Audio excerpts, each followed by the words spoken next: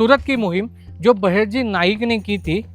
तो बहरजी नाइक ये कौन थे? ये शिवाजी महाराज के गुप्तहेर थे, जिनके हाथ के नीचे 3000 गुप्तहेर थे। मेन बहरजी नाइक थे। तो सूरत की मुहिम के टाइम शिवाजी राजे राजगढ़ को बैठे थे, बारिश का समय था और बारिश में कौन सी भी मुहिम बारिश की वजह से होती नहीं। तो बहरजी नाइक बारिश के टाइम उनके गुप्तहेर को लेके सूरत गए। तो सूरत जाने के बाद कोई बहरूपी, कोई भिखारी या कोई गारूडी, ऐसे अलग अलग गेटअप लेके उनने सूरत की पूरी डिटेल निकाल ली कि कौन से व्यापारी के पास कितना पैसा है, क्या, इसका पूरा डिटेल निकाल लिया। तो निकालने के बाद जब शिवाजी महाराज सूरत गए, तो सूरत जाने के बाद शिवाजी महाराज ने सूरत की मुहिम की।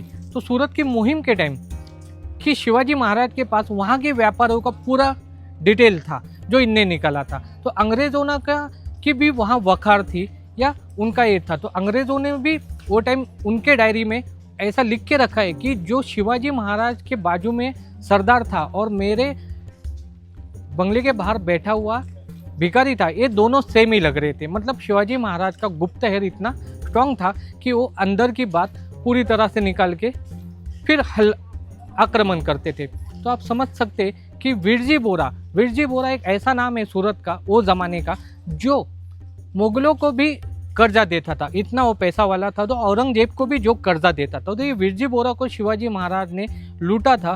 तो उस विरजी बोरा को लूटने के बाद विरजी बोरा के पास उनको 6 सोने के बैलर भर के कॉइन सिक्के ऐसे मिले थे। तो इतनी लूट मार वहाँ से हुई थी। तो टोटल सूरत की लूट वो ज़माने में पकड़ी जाए तो वो 9 करोड़ रुपए की थी। लेकिन हाँ, 9 करोड़ रुपए की थी। और दूसरी बात, शिवाजी महाराज के सूरत के लूट के टाइम वहाँ एक पारेख नाम के एक गृहस्थ रहते थे जिन्हें बहुत अच्छे काम किए थे, दान धर्म, पब्लिक के लिए, लोगों के लिए बहुत मदद की थी। तो उनका देहांत हो गया था 1 साल पहले। जब शिवाजी राजे को मालूम गिरा कि इनने बहुत ऐसी अच्छी चीज़ें की, तो शिवाजी राजे के सैनिकों ने ना उनके घर को हाथ लगाया, ना उनको किससे कुछ लूट माट की। तो ऐसे तरीके से शिवाजी महाराज ने सूरत की लूट की। लेकिन आप सोचते होंगे कि शिवाजी राजे ने सूरत की लूट क्यों की? शिवाजी राजे लुटेरे नहीं थे या उनने लूट नहीं की थी। वो कैसा था, जब शाइस्ते खान पूना में आया था और उसने स्वराज के 2-4 साल स्वराज को लूटा था, स्वराज को बिगाड़ा था या स्वराज को नोच के खाया था, वो बात का बदला या वो बात की भरपाई करनी थी। वो भरपाई उनने सूरत से ली, जो औरंगजेब का मेन सिटी था या मेन शहर था पैसों का। अभी अपन शिवनेरी के 6वें दरवाजे पे आ गए हैं। ये 6 नंबर का दरवाजा है शिवनेरी का। इसको कहते हैं मेना दरवाजा। तो आप देख सकते हैं इसका नाम है मेना दरवाजा। तो मेना दरवाजा क्या है? वो ज़माने में मेना दरवाजा क्या था? तो मेना किसको कहते? जिसको रानियों में जो मेना में बैठाए जाते थे और लाते थे, या उसको पालकी भी कहते थे कि पालकी में लाके लाते थे। तो ये यहाँ तक लाते थे, यहाँ पालकी, यहाँ मेना रानियों का, सरदारों का रोका जाता था और यहाँ से वो चल के किले पे जाते थे। यहाँ ये लास्ट वाला गेट है जहाँ तक मेना या पालकी आ सकती थी। तो वो ज़माने में किसको मेना का मान था, प्रोवाइड था, या किसको पालकी प्रोवाइड थी, हर एक के अपने पोस्ट के हिसाब से उसको मिलता था। तो यही वो दरवाजा है जहाँ तक रोका जाता था। यहाँ से कोई इतना भी बड़ा कोई भी हो, उनको चल के जाना पड़ता। तो ये 6वां दरवाजा है मेना दरवाजे की बनावट में एक बहुत ही अच्छा तरीके का लॉकिंग सिस्टम देखने को मिलता है। वो मैं दिखाता है आपको। बीच का पत्थर दिख रहा है, इसको लॉकिंग सिस्टम कहते हैं। ये लॉकिंग सिस्टम कैसा था, अगर कड़े के कुछ पत्थर गिर गए तो भी ये कमान गिरेगा नहीं, अगर लॉकिंग का मेन पत्थर गिर गया तो पूरी कमान गिर जाएगी। वो ज़माने की लॉकिंग सिस्टम थी। दूसरी बात ऐसी होती थी कि मेना दरवाज़ा एक ऐसा था, तो मेना दरवाजे पे वहाँ उनको रोका जाता था और यहाँ से आगे चला जाता था। तो आगे जो आपको दरवाज़ा दिख रहा है, इस दरवाजे को कुलुप दरवाजा कहते हैं मराठी में। तो इसका मतलब होता है कि लॉक वाला दरवाज़ा, ये किले का लास्ट वाला दरवाजा है। अगर ये दरवाज़ा टूट गया लड़ाई के टाइम दुश्मनों से, तो आप पूरी तरह से किले के अंदर आ गए। इसलिए ये लास्ट वाला दरवाजा है, इसको कहते थे कुलुप दरवाजा या लॉक दरवाजा। तो वो टाइम कैसा था कि किले पे कोई भी आया और कोई भी चल के गया ऐसा नहीं था। आपको डॉक्यूमेंट मिलते थे, आपको सदर था।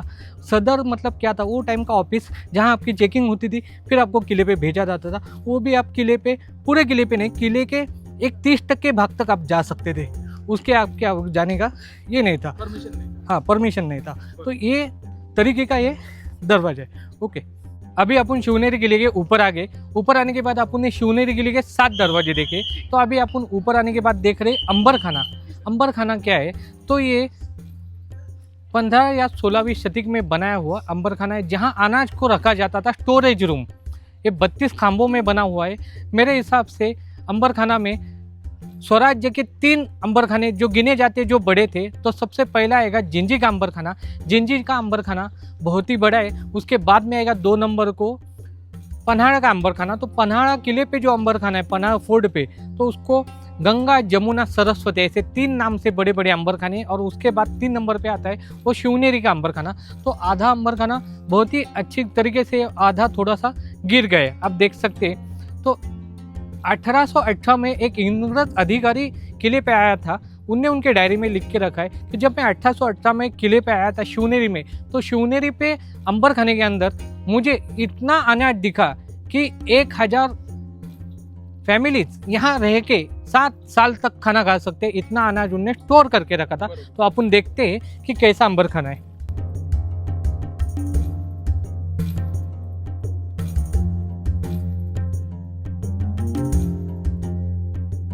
बहुत ही पत्थरों से भरा हुआ या मजबूत पत्थरों से बना हुआ है अंबर खाना, आप देख सकते हैं।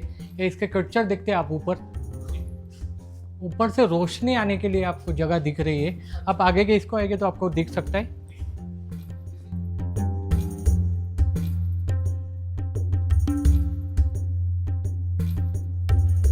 अभी गंगा जमुना टाके के पास है अभी हम। तो अभी आप देख सकते हैं कि गंगा और जमुना टाके, तो टाके की सिस्टम वहाँ की कैसे थी कि पानी स्टोरेज करने की जगह है। तो आप देख सकते हैं, अब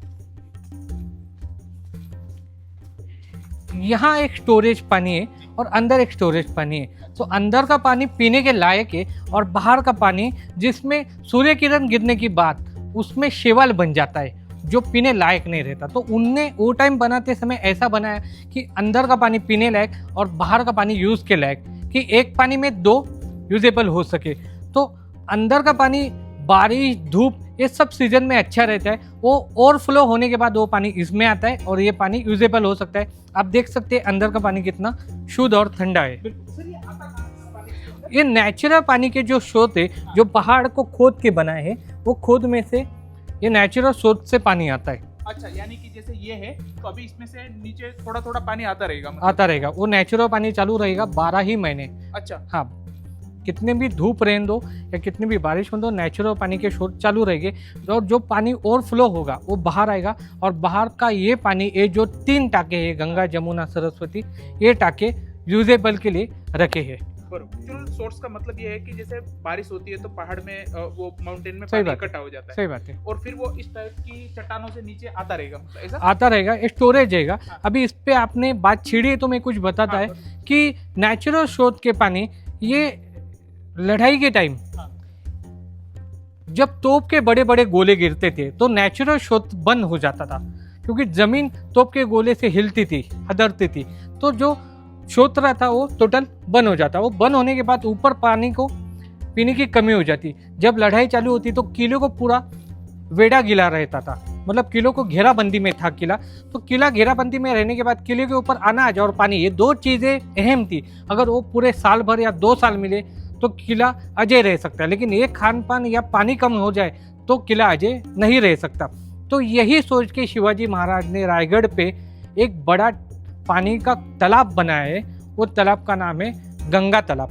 तो गंगा तालाब का क्या, अगर नेचुरल स्रोत भी बंद होने के बाद वो इतना बड़ा तालाब है कि उसमें बोट पे बैठ के तालाब में घूम सकते हैं। जो रायगढ़ पे बना है, रायगढ़ शिवाजी महाराज का राजधानी का किला, अगर वो पानी के तालाब पे पूरा किला 1 साल भर लड़ सकता है। ये शिवाजी महाराज की आगे की सोच थी। और सर, इसके अंदर कितना पानी होगा, मतलब कितने दिन तक चल सकता है, इतना पानी होगा इसके अंदर? ये कम से कम आपको ना बोले तो साल भर चलेगा, इतना पूरा पानी होगा। क्योंकि ये पानी के 3 अलग अलग टंकियां है और काफी मतलब बड़े हैं ऐसे। बड़े हैं, बाहर से तो नहीं दिख रहा है लेकिन अंदर से काफी बड़े बड़े बड़े बड़े।